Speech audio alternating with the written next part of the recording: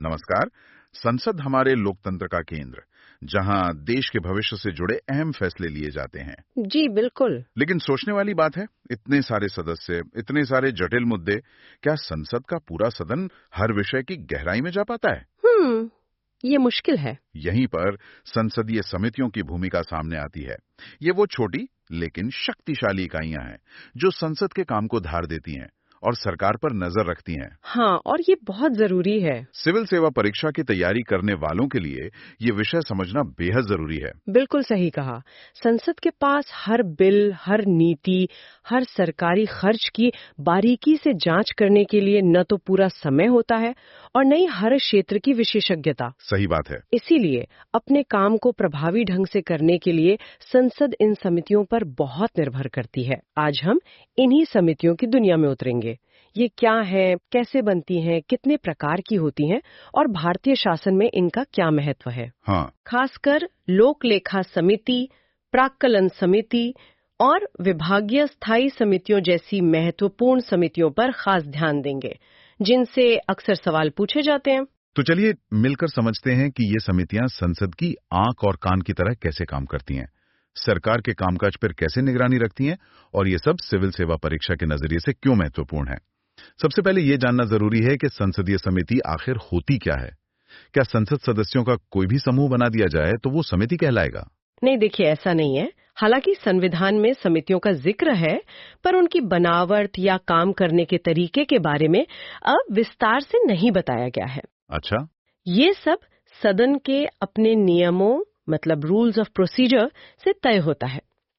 कोई भी समिति संसदीय समिति तभी कहलाएगी जब वो 4 खास शर्तें पूरी करती हो। 4 शर्तें कौन सी? पहली, उसे सदन ने नियुक्त या निर्वाचित किया हो या फिर लोकसभा अध्यक्ष या राज्यसभा सभापति ने नामित किया हो। ठीक है। दूसरी, वो अध्यक्ष या सभापति के निर्देशन में ही काम करती हो। तीसरी, वो अपनी रिपोर्ट सदन को या अध्यक्ष सभापति को सौंपती हो। और चौथी, उसे लोकसभा या राज्यसभा सचिवालय से स्टाफ और सहायता, मतलब सेक्रेटेरियल असिस्टेंस मिलती हो। अच्छा, तो ये चारों शर्तें पूरी होनी चाहिए तभी वो संसदीय समिति मानी जाएगी। ये एक महत्वपूर्ण बिंदु है। जी हाँ, और इसी आधार पर ये जानना भी जरूरी है कि जो परामर्शदात्री समितियां होती हैं, कंसल्टेटिव कमिटीज, हाँ, सुना है उनके बारे में। उनमें सांसद तो होते हैं, लेकिन वे इन शर्तों को पूरा नहीं करती। इसलिए तकनीकी रूप से वो संसदीय समितियां नहीं है। उन पर हम बाद में थोड़ी और बात करेंगे। ठीक है। अब ये बताइए कि ये समितियां कितने तरह की होती हैं? क्या ये हमेशा काम करती रहती हैं या किसी खास मकसद के लिए बनाई जाती हैं? मोटे तौर पर संसदीय समितियों को 2 हिस्सों में बांट सकते हैं। स्थायी समितियां यानी स्टैंडिंग कमिटीज और तदर्थ समितियां यानी एडहॉक कमिटीज। स्थायी और तदर्थ। ठीक है। स्थायी समितियां, जैसा नाम से ही लगता है, ये स्थायी यानी परमानेंट नेचर की होती हैं। ये हर साल या समय समय पर गठित की जाती हैं और लगातार काम करती रहती हैं। इनके काम के आधार पर इन्हें भी करीब 6 श्रेणियों में रखा गया है, जैसे वित्तीय समितियां, विभागीय स्थायी समितियां, जिनकी संख्या अभी 24 है। हाँ, DRCs।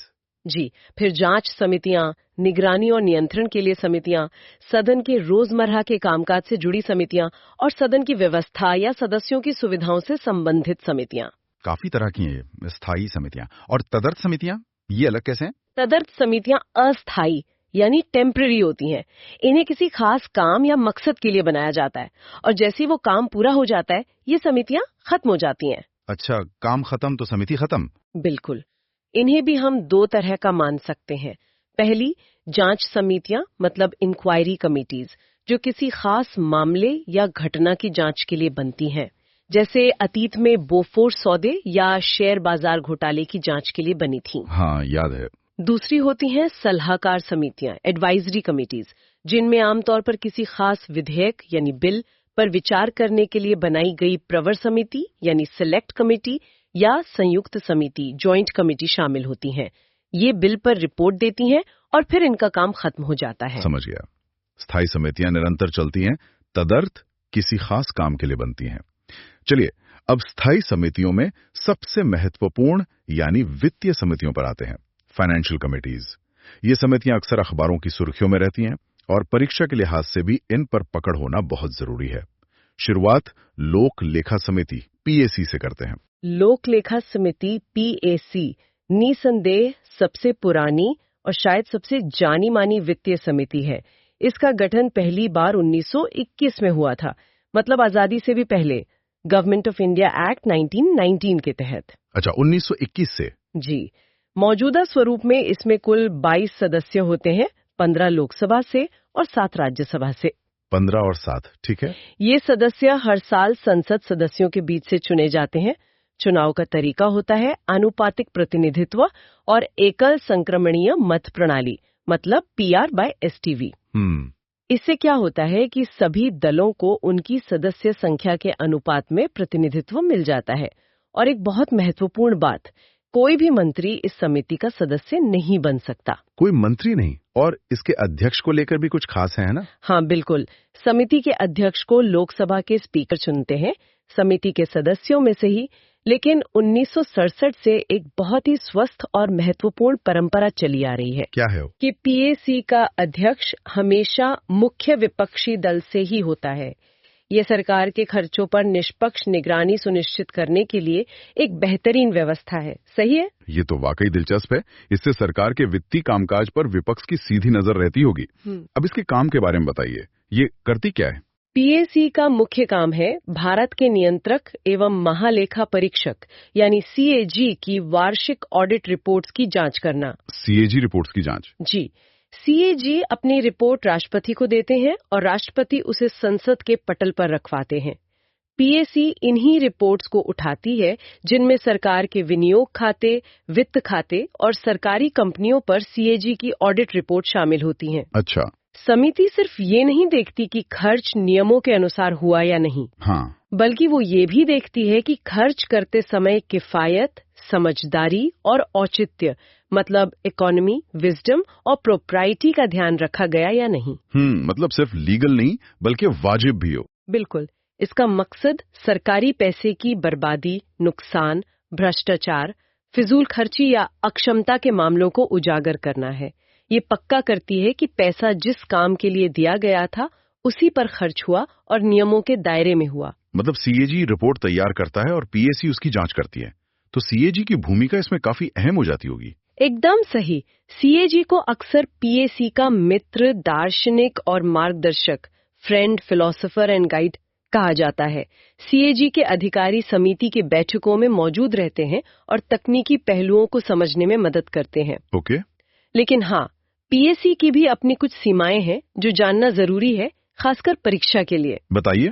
एक तो ये सरकार की नीति मतलब पॉलिसी पर सवाल नहीं उठा सकती, बस उसके कार्यान्वयन को देख सकती है। दूसरा, इसका काम मुख्यतः पोस्टमार्टम जैसा होता है, यानी खर्चा होने के बाद जांच करती है। अच्छा, खर्चा होने के बाद? जी।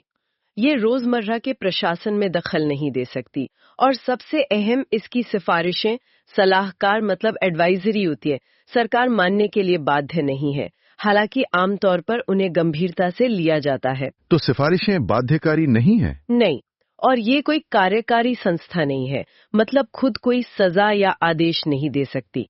ठीक है, तो पीएसी खर्च होने के बाद उसकी जांच करती है और मुख्य रूप से सीएजी रिपोर्ट पर आधारित होती है। अब आते हैं प्राक्कलन समिति पर, एस्टीमेट्स कमेटी। पीएसी से ये कैसे अलग है और इसमें क्या खास बात है? प्राक्कलन समिति भी एक बहुत महत्वपूर्ण वित्तीय समिति है। आजादी के बाद पहली प्राक्कलन समिति 1950 में बनी थी, तत्कालीन वित्त मंत्री जॉन मथाई की सिफारिश पर। जॉन मथाई, हाँ। इसकी बनावट पीएसी से काफी अलग है। पहली बात, इसमें 30 सदस्य होते हैं और सभी के सभी सदस्य सिर्फ लोकसभा से होते हैं। सिर्फ लोकसभा से 30 सदस्य, ये तो बड़ा अंतर है। जी हाँ, इसमें राज्यसभा का कोई प्रतिनिधित्व नहीं होता। ये परीक्षा के लिए याद रखने वाला एक बड़ा अंतर है। इनका चुनाव भी हर साल लोकसभा सदस्यों द्वारा उसी पीआर और एसटीवी प्रणाली से होता है और मंत्री इसके सदस्य नहीं बन सकते। अच्छा, सिर्फ लोकसभा सदस्य। और इसका अध्यक्ष, क्या वो भी विपक्ष से होता है पीएसी की तरह? नहीं, यहाँ स्थिति अलग है। प्राक्कलन समिति का अध्यक्ष स्पीकर द्वारा सदस्यों में से ही चुना जाता है, लेकिन परंपरा के अनुसार वो हमेशा सत्ताधारी दल मतलब रूलिंग पार्टी से ही होता है। ओहो, ये भी पीएसी से अलग है, अध्यक्ष सत्ताधारी दल से। ठीक है, इसका काम क्या है फिर? अब इसके काम की बात करें तो इसका मुख्य फोकस बजट में शामिल अनुमानों यानी एस्टिमेट्स की जांच करना है। ये देखती है कि सरकारी नीतियों के आधार पर जो खर्च का अनुमान लगाया गया है उसमें कितनी किफायत इकोनॉमी बढ़ती जा सकती है। अच्छा, किफायत पर जोर। हाँ, इसीलिए इसे सतत किफायत समिति कंटिन्यूअस इकोनॉमी कमेटी भी कहते हैं। ये न केवल खर्चों की जांच करती है बल्कि ये भी सुझाव दे सकती है कि संगठन में क्या सुधार हो, काम करने के तरीके कैसे बेहतर हो, प्रशासन में कैसे कुशलता लाई जाए। ये वैकल्पिक नीतियां भी सुझा सकती है जिससे काम ज्यादा प्रभावी और कम खर्चीला हो। तो ये अनुमानों पर फोकस करती है, किफायत सुझाती है। इसकी क्या सीमाएं हैं पीएससी की तुलना में? इसकी भी कुछ सीमाएं हैं जो इसे पीएससी से अलग करती हैं। पहली, ये बजट अनुमानों की जांच तभी कर पाती है जब संसद उन पर वोट कर चुकी होती है, पहले नहीं। मतलब ये भी पोस्टमार्टम जैसा ही हुआ? हाँ, काफी हद तक। हालांकि ये अनुमानों को देखती है, वास्तविक खर्च को नहीं। दूसरी, ये भी संसद द्वारा तय की गई नीति पर सवाल नहीं उठा सकती। ठीक है। तीसरी, इसकी सिफारिशें भी सलाहकार ही होती हैं, बाध्यकारी नहीं।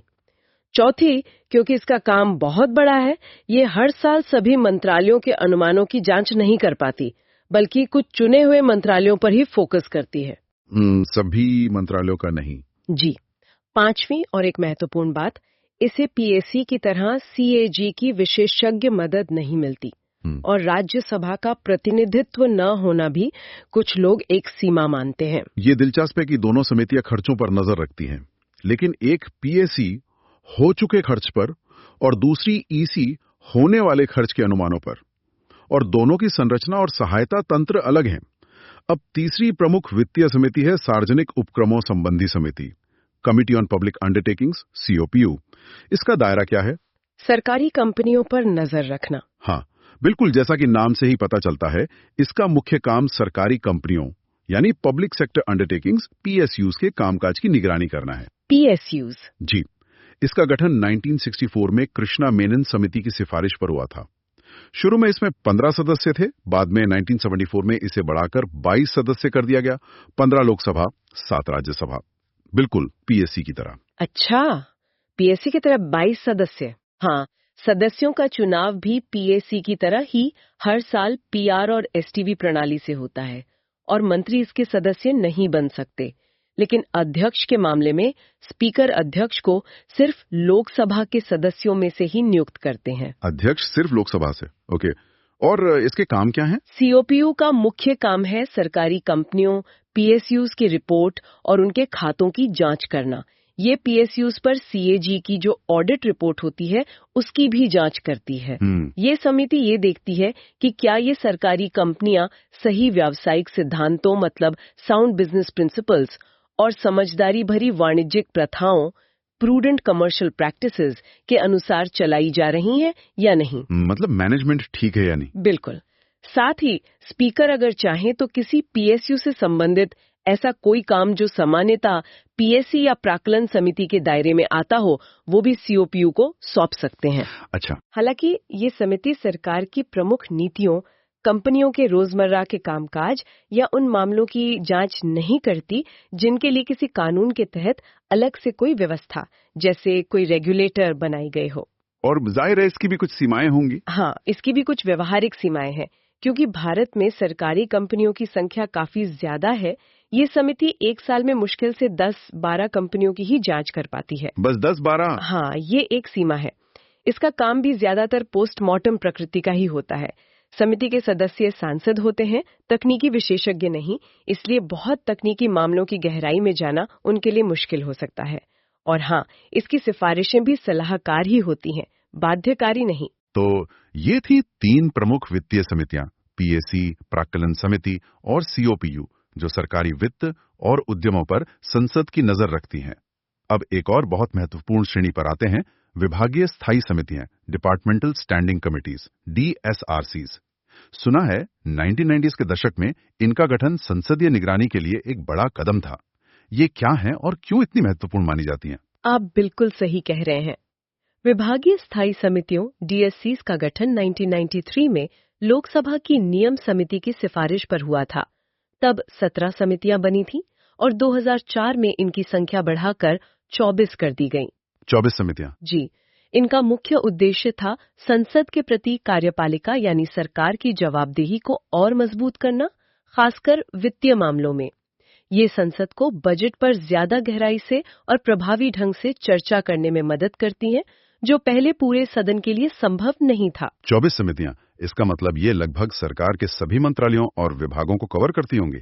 इनकी बनावट कैसी होती है? जी हाँ, ये 24 समितियां केंद्र सरकार के लगभग सभी मंत्रालयों और विभागों के कामकाज की निगरानी करती हैं, जैसे गृह मंत्रालय, वित्त, रक्षा, विदेश, कृषि, स्वास्थ्य, शिक्षा आदि सबके लिए संबंधित समिति है। अच्छा, हर मंत्रालय के लिए लगभग एक। हाँ, कह सकते हैं।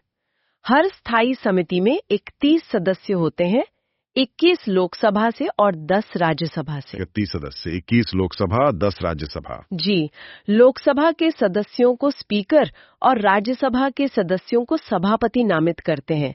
यहाँ भी वही नियम लागू होता है कि कोई मंत्री इन समितियों का सदस्य नहीं बन सकता। अगर कोई सदस्य बाद में मंत्री बन जाए तो उसे समिति छोड़नी पड़ती है। इनका कार्यकाल 1 साल का होता है। इन 24 में से 8 समितियां राज्यसभा के सभापति के निर्देशन में और 16 लोकसभा स्पीकर के निर्देशन में काम करती हैं। तो इनका मुख्य काम क्या होता है? ये वित्तीय समितियों से कैसे अलग हैं? इनके कई महत्वपूर्ण काम हैं, जो इन्हें वित्तीय समितियों से अलग बनाते हैं। पहला और सबसे खास काम है संबंधित मंत्रालयों की अनुदान मांगों, डिमांड्स फॉर ग्रांट्स पर विचार करना। हाँ। और ये काम लोकसभा में उन मांगों पर चर्चा और वोटिंग होने से पहले होता है। वोटिंग से पहले। ये तो बड़ा फर्क है। जी हाँ, ये समितियां विस्तार से जांच करके अपनी रिपोर्ट देती हैं। हालांकि ये कटौती प्रस्ताव, कट मोशन का सुझाव नहीं दे सकती। दूसरा, जब कोई विधेयक, बिल संसद में पेश होता है और उसे सदन द्वारा समिति के पास भेजा जाता है, तो ये उस बिल के प्रावधानों की गहराई से जांच करती हैं। बिल्स की जांच भी? बिल्कुल। तीसरा, ये मंत्रालयों की वार्षिक रिपोर्ट, एनुअल रिपोर्ट्स पर विचार करती हैं। और चौथा, अगर कोई राष्ट्रीय महत्व का नीतिगत दस्तावेज संसद में रखा जाता है तो ये उस पर भी विचार कर सकती हैं। ये अनुदान मांगों पर वोटिंग से पहले जांच करना तो वाकई महत्वपूर्ण लगता है। इससे संसद को बेहतर जानकारी मिलती होगी। इसकी प्रक्रिया क्या होती है? हाँ, ये DRSC प्रणाली का एक बड़ा फायदा है। बजट प्रक्रिया में जब वित्त मंत्री बजट पेश करते हैं और उस पर आम बहस हो जाती है, तो उसके बाद सदन को कुछ हफ्तों के लिए स्थगित कर दिया जाता है। अच्छा, ब्रेक होता है? जी। उसी दौरान ये 24 समितियां अपने अपने संबंधित मंत्रालयों की अनुदान मांगों की विस्तार से जांच करती हैं, अधिकारियों से सवाल जवाब करती हैं और अपनी रिपोर्ट तैयार करती हैं। जब सदन दोबारा बैठता है तो इन रिपोर्ट्स को पटल पर रखा जाता है। इससे सदन में होने वाली बहस ज्यादा सार्थक और फोकस्ड हो जाती है। विधेयकों के मामले में भी जब कोई बिल समिति को भेजा जाता है तो वो उसके हर पहलू पर विचार करके अपनी रिपोर्ट देती है, जिससे कानून बनाने की प्रक्रिया बेहतर होती है। इस पूरी व्यवस्था के क्या फायदे दिखते हैं? इसके कई फायदे हैं। एक, इन समितियों की बैठकें बंद कमरे में होती हैं, जिससे दलीय राजनीति से हटकर मुद्दों पर ज्यादा गंभीरता से और खुलकर चर्चा हो पाती है। मतलब पार्टी लाइन से ऊपर उठकर? हाँ, काफी हद तक। 2, इनकी प्रक्रिया सदन की कार्रवाई से ज्यादा लचीली होती है। 3, ये सरकार पर संसद की निगरानी को ज्यादा विस्तृत, गहरी और निरंतर बनाती हैं, क्योंकि ये साल भर काम करती हैं। ठीक है। 4, ये सरकारी खर्च में किफायत और योजनाओं के बेहतर कार्यान्वयन में मदद करती हैं। 5, ये सभी सांसदों को, खासकर नए सांसदों को, सरकार के कामकाज को बारीकी से समझने और उसमें योगदान देने का मौका देती हैं। अच्छा, सीखने का भी मौका। जी। और 6, ये समितियां जरूरत पड़ने पर विशेषज्ञों को बुलाकर उनकी राय ले सकती हैं या जनमत जानने के लिए साक्ष्य आमंत्रित कर सकती हैं। लेकिन क्या इन पर भी कोई सीमाएं लागू होती हैं? हाँ, कुछ सीमाएं तो हैं। जैसे ये मंत्रालयों के रोजमर्रा के प्रशासनिक मामलों में दखल नहीं देती।